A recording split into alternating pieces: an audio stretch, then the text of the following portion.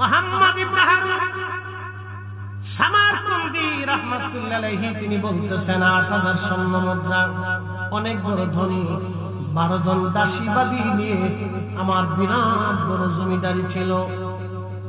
হুজুর আমি মধু পাইছিলাম, নেশা করতাম আমি নেশা। শাবানের শেষ রাত, রমজান আসবে শাবানের শেষ রজনী, আমি এই শেষ রাত্রি বেলা আমি মধু পান করে বাড়ি আসলাম। বাড়ি আসার পরে আমার মা উনুনি চুলার পাশে বসে বসে রুটি বানাইতেছিলেন। বড় বড় চুলা, বড় বড় রুটি তারা বানায়, বড় বড় চুলা তাদের রুটি বানাচ্ছিলেন। কারণ আমাদের সংসার ছিল অনেক বড়, ১২ জন দাসী বাদী দিয়ে আরো লোক লস্কর দিয়ে কামলা সামলা কাজের লোক দিয়ে বিরাট কত ছেলে মারা যায়, তুই কি মরতে পারিস না? এই কথা শোনার পরে হুজুর আমার শরীরে শয়তান আমাকে পেয়ে বসলো। আমি মারে হাত দিয়ে থাপ্পড় মারতে লাগলাম, ঘুষি মারতে লাগলাম। আমার দেশে কত যুবক মাকে মারে, বাবাকে পিটায়, আছে না না? হাজার হাজার সন্তান মাকে মারে, বাবাকে পিটায়, হাজার হাজার সন্তান মায়ের গায়ে আঘাত করে।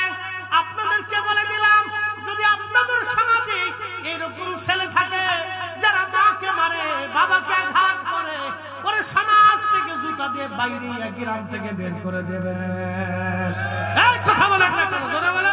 সামারকন্দি বলতেছে, হুজুর আমি আমার মাকে মারতে লাগলাম, ঘুষি দিতে লাগলাম। মা আমার হাত ধরলেন, আমাকে আরো মারাগান্বিত ভাবে বকাঝকা শুরু করলেন। মায়ের রাগ শুনিয়া আমার আরো জিদ চেতে গেল।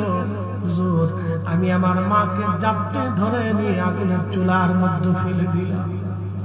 হুজুর আমার স্ত্রী আমাকে ধাক্কায়া ঘরের মধ্যে নিয়ে ঘরের দরজা তালা মেরে দিলেন, ঘরের মধ্যে আমার আটকায় দিলেন। আল্লাহর ওলি আমি নেশাগ্র অবস্থায় ঘরের মধ্যে ঘুমিয়ে পড়লাম। সকাল হলো, ঘুম ভেঙে গেল আমার। ঘুম ভেঙে যাওয়ার পরে আমি দরজা খুলতে যাইয়া দেখি দরজা বাহির থেকে বন্ধ করা। স্ত্রীকে ডাক দিলাম, বিবি দরজা কেন লাগানো? স্ত্রী আমাকে কর্কশ ভাষায় বলল, তোমার মতো নাফরমানের সঙ্গে আমি সংসার আর করবো না। যেই লোকটা নিজের মাকে চুলার মধ্যে আগুনের মধ্যে পোড়ায় মেরে ফেলে দেয়, তার সঙ্গে আমি আর সংসার করতে পারবো না। এত বড় নাফরমানের সঙ্গে ঘর সংসার করা যায় না। আমি বললাম, বিবি কি হয়েছে? বলে, গতকাল রাত্রিবেলা তুমি মদ্যপায়ী অবস্থায়, নেশাগ্রস্ত অবস্থায় তুমি তোমার মাকে আগুনের চুলার মধ্যে পোড়ায় মারছো।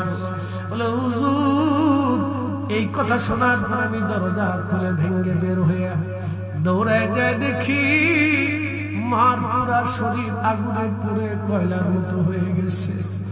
একেবারে সারা শরীরটা পুড়ে পুড়ে কালা হয়ে গেছে। মাকে আমি নামাইলাম, আমি নামাইয়া চিন্তা করলাম, সর্বনাশ আমি কি করছি? আমার জীবনের কত বড় ভুল, কত বড় সর্বনাশ আমার জীবনে হয়ে গেল। মালিক ইবনে দিনার বলতেছেন, লোকটা কাঁদে আর বলে, হুজুর আমি আমার মার দাফন কাফন করলাম। দাফন কাফন করে আমি আমার স্ত্রী থেকে জুদা হয়ে গেলাম, তারে তালাক দিয়ে তারে বিদায় করে দিলাম। আমার 12 জন দাসীবাদী ছিল, আমি তাদেরকে মুক্ত করে দিলাম। যদি আল্লাহ আমাকে মাফ করে দেয়, আমি আমার মায়েরে মারছি, যেই হাত দিয়ে মায়েরে ঘুষি মারছিলাম, থাপ্পড় মারছিলাম, আল্লাহ আমারে মাফ করবে।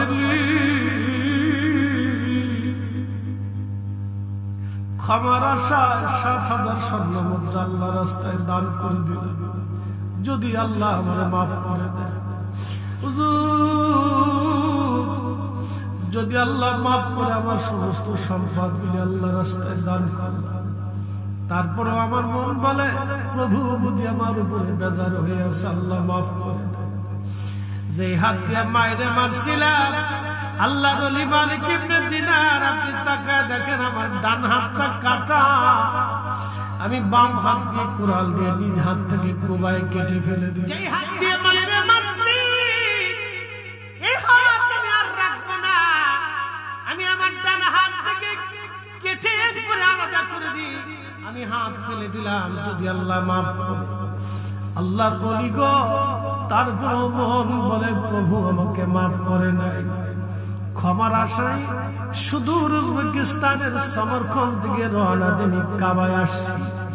40 বছর ধরে মাকামে ইব্রাহিমে কান্দি, 40 বছর ধরে খোদার ঘর ধরে কান্দি, যদি আল্লাহ মাফ করে। 40 বছরে 40 জন আবু তালেব আমার সংবাদ দিয়ে যায়, সবার গুনাহ মাফ হয়, আমার গুনাহ মাফ হয় নাই। সবার ক্ষমা হয়, কিন্তু আমার আজ ক্ষমা হয় নাই। ওগো মা, তুমি এ ধরনের শ্রেষ্ঠ নিয়ামত, তোমারই পদ তলে রয়েছে জান্নাত, তোমারই পদ তলে রয়েছে জান্নাত। হাই হাই করছে কি 40 বছর ধরে মাকামে ইব্রাহিম আমি কান্দি, যেখানে কাঁদলে আল্লাহ মাফ করে দেয়, দোয়া কবুল করে নেয়। আমি হাজরে আসওয়াদ চুমা দিয়েছি কত, কাবা ঘর ধরে আমি কান্দি, তাহাজ্জুদ নামাজের সময় কান্দি। 40 বছর ধরে আল্লাহর কাছে মাফ চাই, আল্লাহ মাফ করে না। 40 বছরে 40 বার হজ করেছি, সবার হজ কবুল হয়, কিন্তু আমার হজ কবুল হয় না।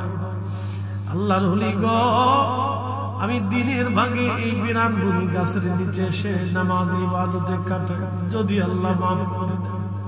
40 বছর ধরে এইভাবে ইবাদত করি, 40 দিন পর পর পেট ভরে খাবার খাই। 40 দিনে আমি কোন রকম এক বেলা করে আমি প্রত্যেক দিন অর্ধ চামচ খাবার খেয়ে বেঁচে থাকি। দুনিয়ার সব কিছু ছেড়ে দিয়েছি, শুধু ক্ষমার আশায়, ক্ষমার আশায় আমি এখানে বসে বসে কান্দি। আমার উপায় কি? 40 বছর ধরে আমার ক্ষমা হয় না। আল্লাহর 40 বছর ধরে 40 জন আবুতালেব আমার সংবাদ দিল, সবার মাফ হয়, আমার মাফ হয় না। 40তম বছরে আপনি এসে আমাকে বলে দিয়ে গেলেন সবার ক্ষমা হয়, আমার ক্ষমা নাই। করব কি আমি? উপায় কি? উপায় কি আমার? উপায় কি? তখন মালিক ইবনে দিনার বললেন, আল্লাহর বান্দা বলো কি করে তোমার ক্ষমা হবে বলো? এত বড় অপরাধ করার পরে কি করে ক্ষমা হয়? তখনই আল্লাহর বান্দা মুহাম্মদ ইবনে হারুন সমরকন্দি 2 হাত আল্লাহর দরবারে বাড়ায়া অনুনয় বিনয় করে কান্না শুরু করলো। একসাথে জোরে বলবেন আল্লাহু আকবার। না না, জোরে বলেন আল্লাহু আকবার। সমরকন্দি আল্লাহর দরবারে হাত বাড়ায়া অনুনয় বিনয় করে বলি, ইয়া রাব্বি, বিপদ অপসারণকারী, মুসিবত দূরকারী আল্লাহ, আমি সমরকন্দি ছাড়া তোমার অনেক বান্দা আছে, কিন্তু তুমি ছাড়া আমার আর কোনো রব নাই। 40 বছর ধরে আমি ক্ষমা চাই মালিক, যদি রহমত থেকে তারা এ বান্দা কোন জায়গায় যাবে আল্লাহ? এ বান্দা কোথায় যাবে? বান্দার আর কোথাও হাত নাই, বান্দা কোথাও হাত বাড়াইতে পারবে না। আল্লাহ আপনি আমারে মাফ করে দেন। এইভাবে অনুনয় বিনয় করে মুহাম্মদ ইবনে হারুন সমরকন্দি কান্নাকাটি শুরু করলেন। ইমাম আবুল ফারাজ ইবনুল জৌজি লেখেন, মালিক ইবনে দিনার মুসাফিরখানায় চলে গেলেন। রাত্রিবেলা যখন ঘুমায়, স্বপ্নের করে দেখতেছে রাহমাতুল লিল আলামিন আমার নবীজি স্বপ্নে মালিক দিনারের সাথে সাক্ষাৎ করতে এসেছেন, তশরিফ এনেছে। একবার জোরে বলা যাবে আল্লাহু আকবার। সহিহুল বুখারীর কিতাবুর মুনকার ভিতরে নবী বলেছেন, মান রাআনি ফিল মানামি ফাকাদ রাআলহা, যে আমাকে স্বপ্ন দেখেছে, সে বাস্তবে আমি নবী দেখেছি। আমি নবী নিজে আসছি, ছবি আসি নাই। আমি নবী নিজে আসি, ছবি আসি নাই। আমি নবী নিজে আসি, ছবি আসি নাই। আমি নবী নিজে আসি, ছবি আসি না। আমি নিজে নবী, তার সঙ্গে স্বপ্নে সাক্ষাৎ করি, কথা বলি। একসাথে বলা যাবে আল্লাহু আকবার। তাহলে নবী আসে না নাই? আমার আপনার চোখ নাই, সেটা চোখের দোষ, কিন্তু আমার রাসূলের দোষ না। কি কথা বলেন, ঠিক কিনা? সূর্য আকাশে উদিত হয়, অন্ধ যদি সূর্য না দেখে তাহলে সূর্যেরই স্বপ্নে এসে বলেন, হে মালিক ইবনে দিনার, খোদার রহমত থেকে বান্দাকে নিরাশ করতে কে তোমাকে অনুমতি দিয়েছে বলো? তুমি কেন বলছো তারে আল্লাহ মাফ করবে না? মালিক, তুমি আমার সমরকন্দির কাছে যাও, সকালবেলা যা তারে সুসংবাদ দিবা, আল্লাহ সমরকন্দির জীবনের গুনাহ আল্লাহ মাফ করে দিয়েছে। না না, একসাথে বলেন আল্লাহু আকবার। তবে তাকে মাফের সুসংবাদ তুমি তারে দিবা, কিন্তু আরো একটা দুঃখের সংবাদ তারে দিবা, আল্লাহ তারে মাফ করছে বটে, কিয়ামতের ময়দানে আদালত বসবে। নবী বললেন, মালিক রে, তুমি মুহাম্মদ ইবনে হারুনকে বলবা, কিয়ামতের ময়দানে আল্লাহ একটা পশুর পর্যন্ত বিচার করবে। কেমন বিচার হবে জানেননি? একটা সিংওয়ালা সিং ছাড়া প্রাণীর বিচার হবে। একসাথে বলবেন আল্লাহু আকবার। বলবেন হুজুর সেটা আবার কি? আজকে বলে দিয়ে যায়, আপনারা সবাই বিচারের কাঠগড়ায় দাঁড়াবেন, কিন্তু সেই দিন গরু ছাগলের বিচার হবে। আল্লামা ইমাম সুয়ুতী মাসালিকুল হুনাফার মধ্যে লেখেন, কিয়ামতের ময়দানে বিচার হবে। উত্তর পাড়ার গরু দক্ষিণ পাড়ার গরুর বিরুদ্ধে মামলা করবে, ইয়া রাব্বি, দুনিয়ার আদালত আমাদের জন্য বসে নাই, মাতব্বর সর্দার ছিল না, দক্ষিণ পাড়ার গরু আমাকে মারছিল, আল্লাহ আজকে বিচার করে দেন। আল্লাহ বলবেন, তোমার যেইভাবে মারছিল তুমি আজকে সেইভাবে তারে মেরে বিচার প্রতিশোধ নিয়ে নাও। আল্লাহ সেই দিন গরুর গুতাইবে, মোরগ মুরগারে ঠুকরাবে, কুত্তায় কুত্তারে কামড়াবে, বাঘের কামড়াবে, শিয়াল বাঘেরে মারবে, হরিণ বাঘেরে পিটাবে। আল্লাহ সেই দিন বিচার করবে, কিন্তু শুনে যান, বিচার করার পরে পশু পাখিরা সেই দিন মাটি হয়ে যাবে, তারা মাটির সাথে মিশে যাবে।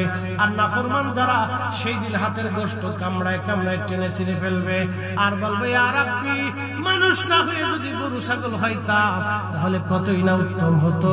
আমরা কেন মানুষ হইলাম? গরু ছাগল হইলে অন্তত আজকে মাটি হয়ে যেতে পারতাম। নাই রে উপায় নাই রে, উপায় নাই, দয়াল নবীর চরণ বিনে উপায় নাই। ঠিক কিনা? দয়াল নবীর চরণ বিনে উপায় নাই।